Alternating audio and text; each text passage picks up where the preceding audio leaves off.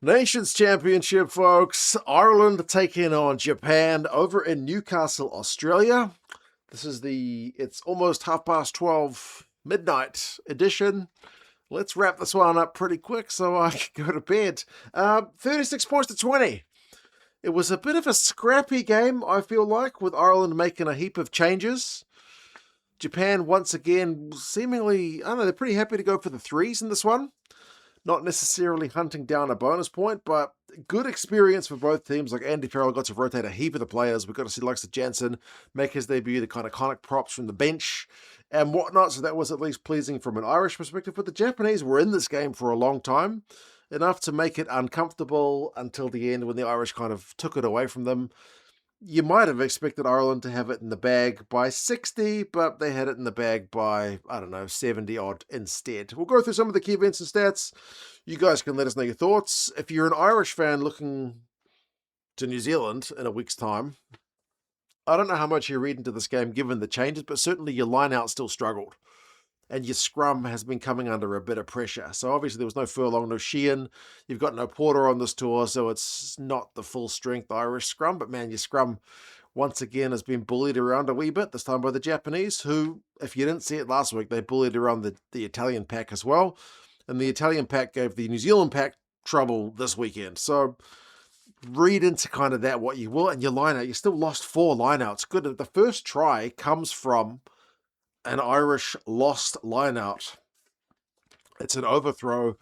This guy, Ty Remain, just is the recipient of a gift and runs up length of the field to basically cut the Irish defenders to bits. He's got a bit of gas about him, but it's a gift of a try from a poorly executed Irish lineout. So if you're frustrated about the lineout, you'd be especially frustrated by the fact that it literally cost you 7 points. They only scored 2 tries, the Japanese, and that one was a bit of a gift. He had some work to do, I don't mean to take away from him, but the opportunity is created by an Irish error. The Irish reply, though, was good. Timoney was the guy who finished it off, and Timoney, along with the Irish other loose forwards, had a pretty big game. I was pretty impressed by his engine. He's always been very high work rate. Patience, they had advantage. They finally put some width in it. And Timoney was able to go over from close range. So 7 points apiece. But, I mean, I don't think the game got the kind of flow that you might have expected at times. Maybe it was to be expected given the changes, like I said, and Japan kind of travelling down. Ireland would knock it on, and then they would have a line-out error, penalties at scrum time. Japan would lose a line-out. Eventually, Japan opted for a 3-pointer. Like, they kicked a couple of penalties in this game when they maybe could have gone for the jugular. Trying to keep Ireland under a bit of scoreboard pressure, I guess, 10 points to 7 lead. But then Ireland again with the kind of pretty good reply. They had one through O'Toole, so the forwards will really get into the action in terms of the Irish try scoring, apart from Henshaw, who kind of bucks that trend. But a bit of a kind of soft missed conversion from Frawley, but you got to love it when one prop gets in there, play halfback, and pops the ball to the other prop. That's prop on prop action. So, yeah, 12 points to 10. That's what you get with the midnight edition of this video. But yeah, that was the game. Ireland went offside. Japan went for a 3-pointer again. Get themselves back in front. So yeah, in hindsight, I still wish they had kind of gone a little bit harder at that. But we saw them do the same thing against the Italians last week, and it got them a result, right? They only scored 3 tries. They chased the late bonus point, didn't get it last week against the Italians, and it still got them a pretty comfortable win. Line out again for Ireland on 34 minutes. They had a maul, which went through Casey to Henshaw, who did, I thought, really well to score the one and only backs try for the Irish to make it 19 points to 13. And that was the lead for the Irish, which they would not relinquish for the rest of the match. But they did keep it, like the Japanese did keep it kind of within arm's reach for long enough to keep the game interesting. The TMO did get involved towards the end of the first half in case there had been a Japanese deliberate knock-on. And he did stick a mitt out at it, but didn't get any finger on the ball. So nothing doing there. We go into the sheds at halftime with a pretty narrow Irish lead. I was live streaming this game, so people were coming in during the live stream saying, I'm surprised about the scoreline. I thought Ireland would be flogging them. At halftime, I think we've seen a lot of games where there's one team predicted to dominate the other, that at halftime it's still a game. It's often the second half, and in particular the final 20 minutes, that is the difference maker between the teams. and I don't think this game was kind of different in that regard. But Ireland have dominated the territory 60%, 55%, the territory 60%, 3 line breaks to 1.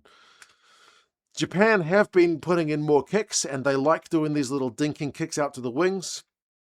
A couple of times they were a bit too deep, or out on the full kind of thing, but it was certainly within their repertoire to give it a crack. Japan did start to win some more scrum penalties though. Second half they got a scrum going, they got a penalty, they kicked for touch, they got the maul going, but Ireland did really well to shut that down. I think that's kind of a defining moment in the game, because if Japan score there, they potentially get back.